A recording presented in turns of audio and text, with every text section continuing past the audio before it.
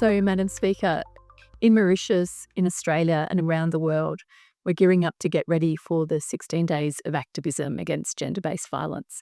So I wanted to ask you, why did you accept my invitation to speak to you today? Excellency, I am so pleased that you invited me because we're both in positions of responsibility from two different countries, two different cultures, and yet we both believe, I'm sure, that this is a very important subject. It is a problem worldwide, and it seems from data which is new, and we don't have proper data, in fact, even in the world. It seems that it is on the rise. It's a scourge that we cannot fight alone. I need to learn from you, and I'm sure maybe Little Mauritius can also give you a few things that we are learning to do and how we can cope with this terrible thing. Well, thank you. It's wonderful to be able to share today. And you're absolutely right. This is a problem that affects Mauritius, it affects Australia, it affects women, girls, young boys, people around the world. And I don't think any country has solved it yet. Certainly we're trying to do our best in Australia, but it's really, really challenging. So I wanted to ask you, what are you planning for the 16 days of activism against gender-based violence? Okay, I'm just become speaker.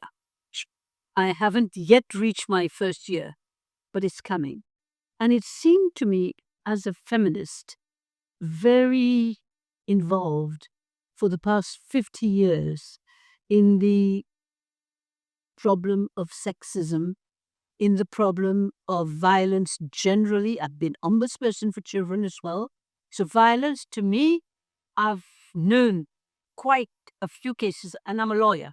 So I know what violence means to women, to girls, to young boys, and to men as well. It seemed to me that the National Assembly cannot just do the institutional part. There is a lot we can do in the National Assembly itself, like pass good laws.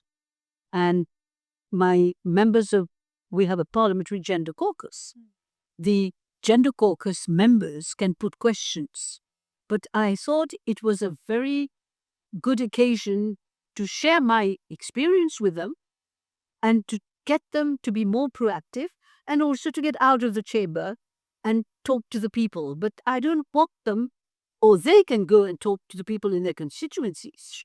But I can't go to any constituency. I'm above that. So I thought the best thing was to do something within more or less the precincts of the assembly. We're doing a big event, which I call a happening, in Soharila Vaji Hall, which is just next to the parliament. And we're inviting the general public to be part of that event, to participate in the event. Like, for example, at the core of the event, we've asked people to give us artwork with texts to explain what their artwork means. But we think that when people will come, they will not just look at the artwork, they will not just read what's written. They can participate, we'll give them ways of participating. So everybody will have to come, you will have to come, everybody will be invited. You got time to do it. It'll be open between 10 and 3, so a lot of time. Okay. And we're getting young people, old people, we're inviting them. So I think maybe I'm not saying that sensitization is the end all and be all, but you cannot do without. So we have to advocate, we have to sensitize. That's why I decided maybe we can try to do this now and see where it takes us. Okay, fantastic. Well, I look forward to coming along and to participating and seeing the Mauritian community come out and participate as well. You're right. Our role is one of advocacy, of support, and as High Commissioner of Australia in Mauritius, that's certainly a part of my role that I take very seriously. Yeah. Great. So can I tell you a bit about what we're doing? Yes, For the clean days? Oh, good.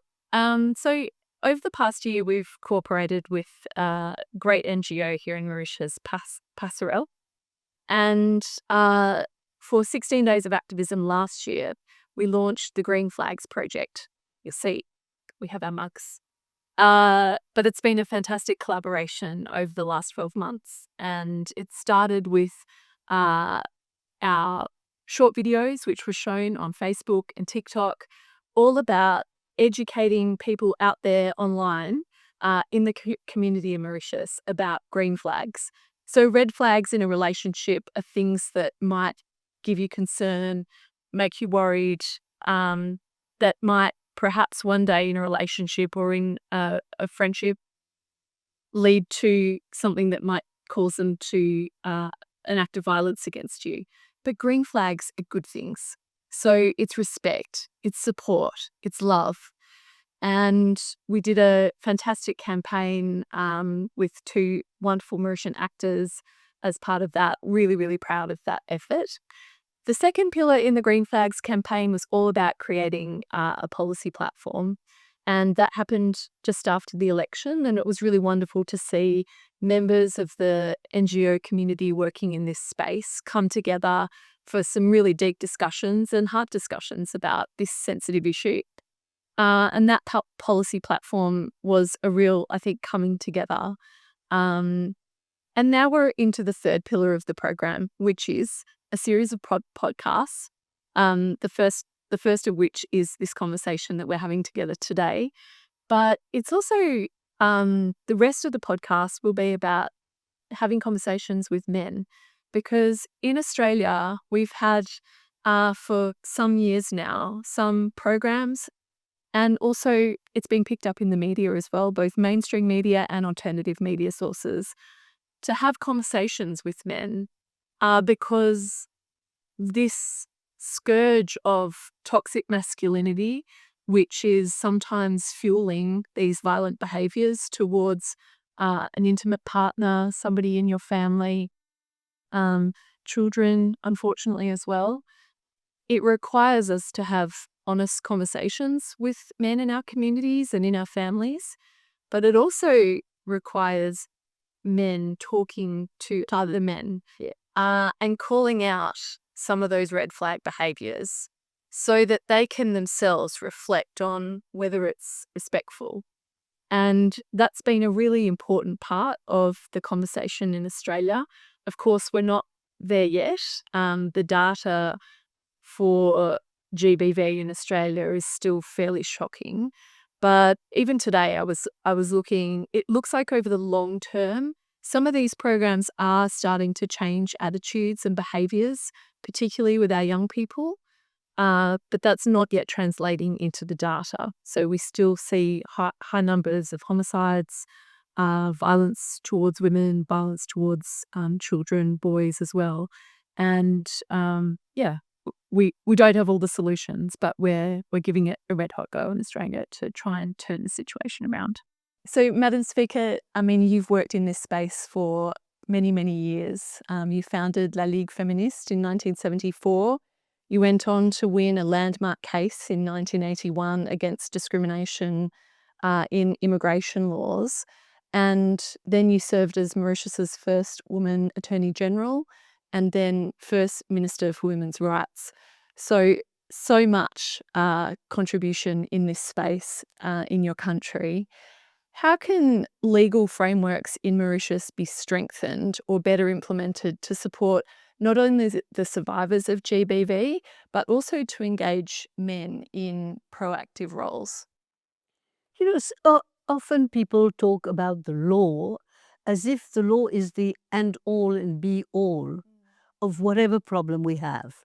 We need the law because we need to tell the citizen what he can do, what he cannot do. And of course, sometimes you have repressive laws, sometimes you don't. GBV is so complex. We need the law like we have now. We have a law which is one which gives the woman or the man, whoever is victim, a protection order. We have 3 kinds of orders: protection orders, occupancy orders, and then even if there's a house which they're renting, they can also have an order. But the one which is working more is the protection order. So to say, basically what happens? If we talk of intimate partner violence, they are living in the same house. They may not even be married. They may be just living together. Yep. This is where it's the most difficult. We have all forms of violence. We have violence in the streets. We have violence in the workplace.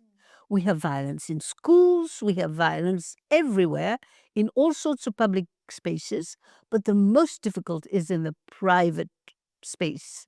And the most difficult is what they call domestic violence. Every government, every minister has tried to cope with this very difficult issue. Why is it so difficult? That's why we must ask each other. And mostly it deals with men and women, although we still now know that we have other kinds of couples who also have problems. Why is it so difficult? Because we were brought up to think that, love, fantastic, we'll love a man, we see a fantastic man, or a man sees a woman, and there's all this, fantastic thing happening, which is almost chemical. And then at one point, something happens and it goes berserk. And what is even worse is that in Mauritius, we have very bad figures of feminicide, including now we just had 2 recent. And then we had this young girl who was in an intimate partner relationship. We have what we call, uh, you know, adolescent kind of love, and this one also, she kills herself. And even the perpetrator, the male perpetrators, they also commit suicide sometimes.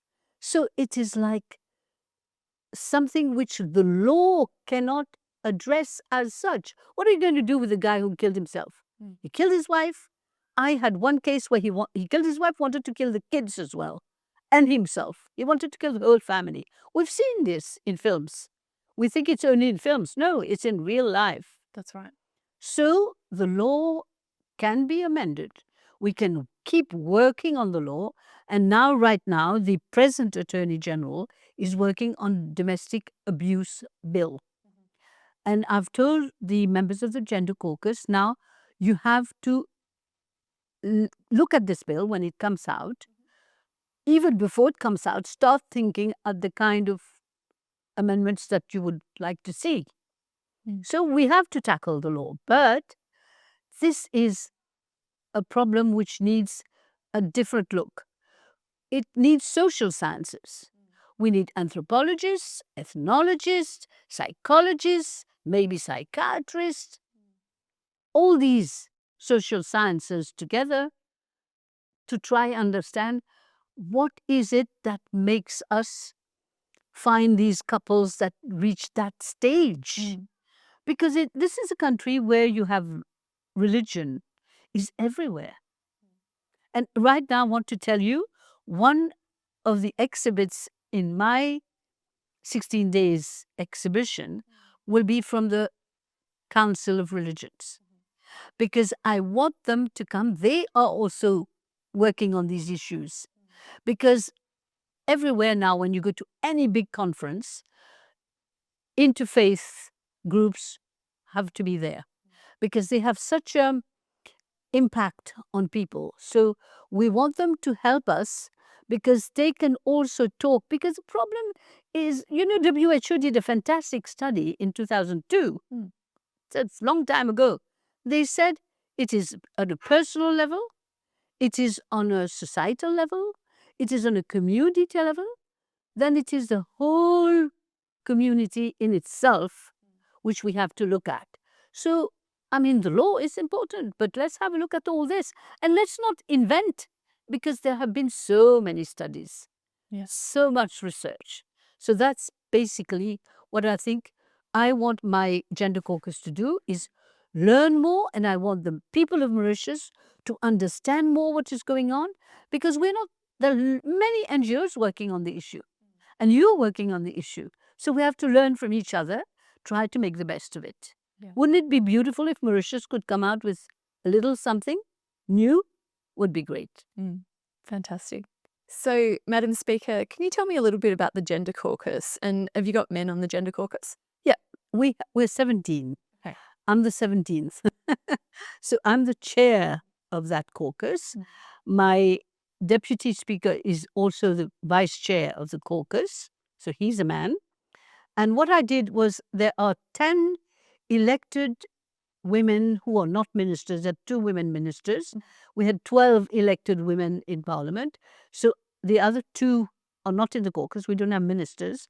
So we took the 10 women who are members of parliament, including junior ministers. And then we took 5 men. So it was like not a parity. It was more women than men.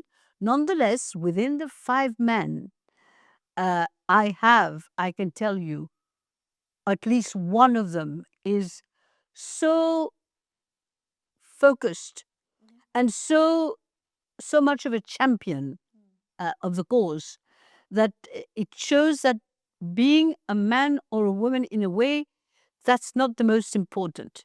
What is important is to be a human rights person, to believe in equality, to believe in respect. And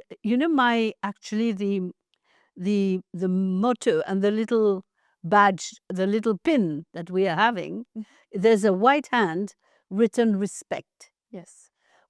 Because I kept telling them when I was sworn in that I have 3 R's: rights, respect, responsibility. We took the respect.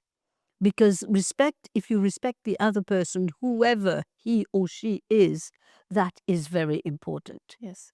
So if we could at least get people to understand how important respect is. Little children, we're going to have a little igloo where little children are going to creep in, and we're going to talk to little children as well. So we're talking to young people, old people. Now the men in the gender caucus, we want them to be very active. We want them to be as active as the women, because I agree that women have been talking for so many decades. With the UN conferences, we have loads of women in Beijing. We had, I think, 40,000 people in Beijing, including 5,000 men. Maybe they were head of UNDP or whatever.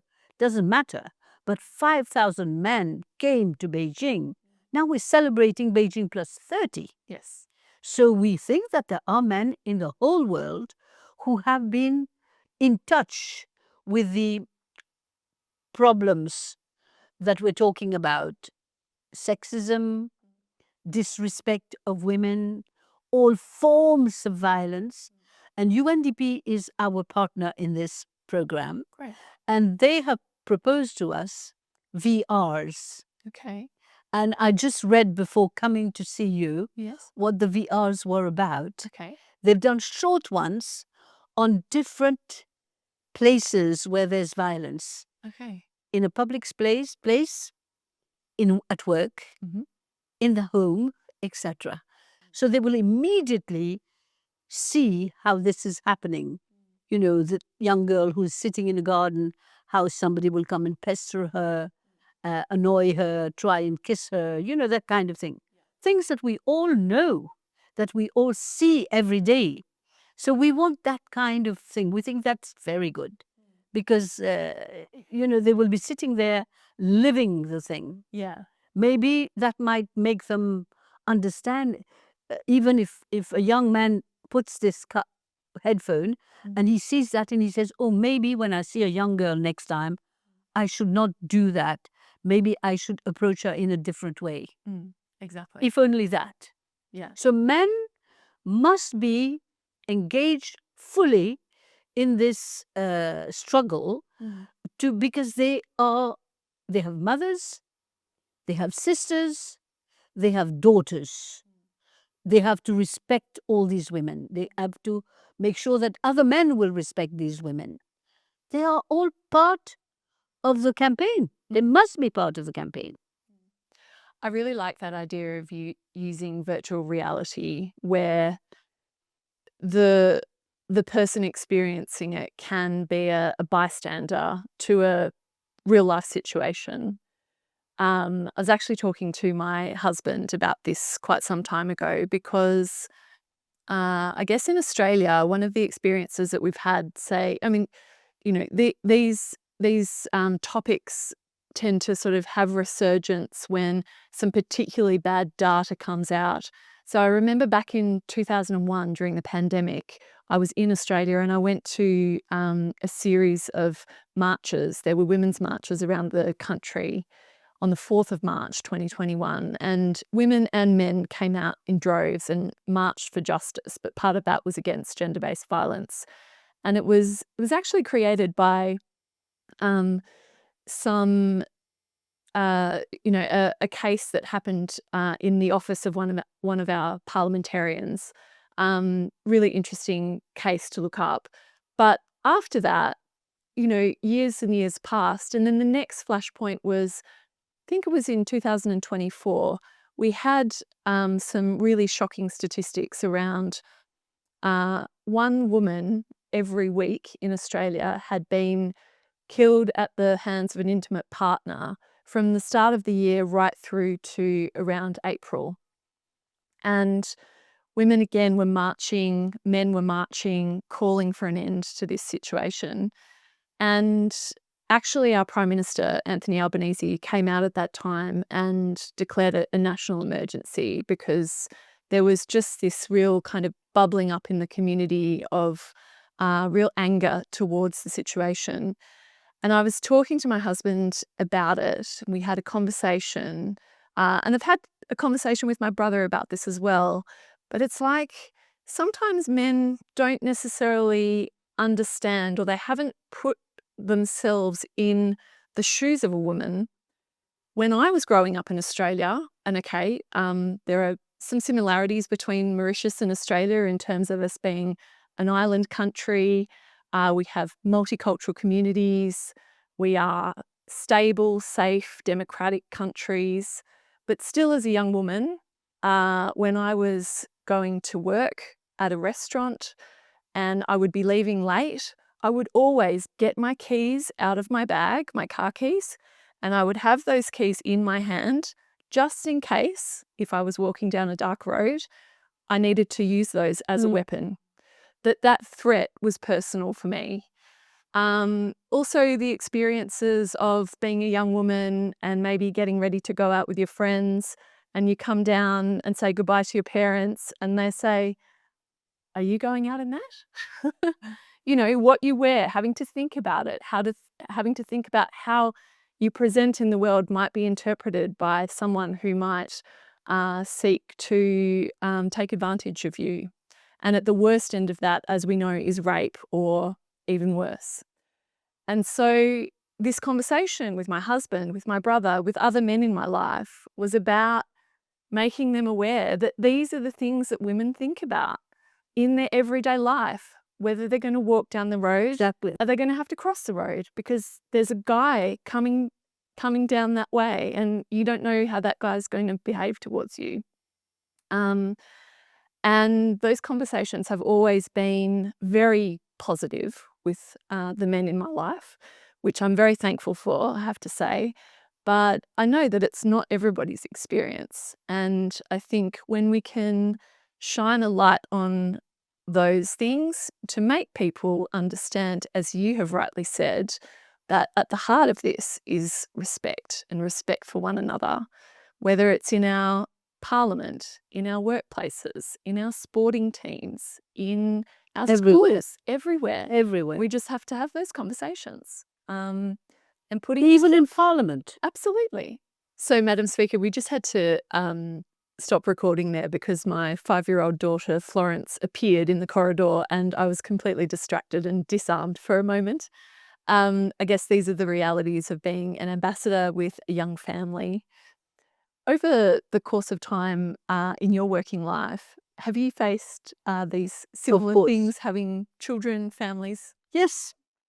When I was a member of parliament, I had to take my very young baby to breastfeed him. And then he was staying with dad in a crib while I was going inside to vote and coming out again to see if he's okay.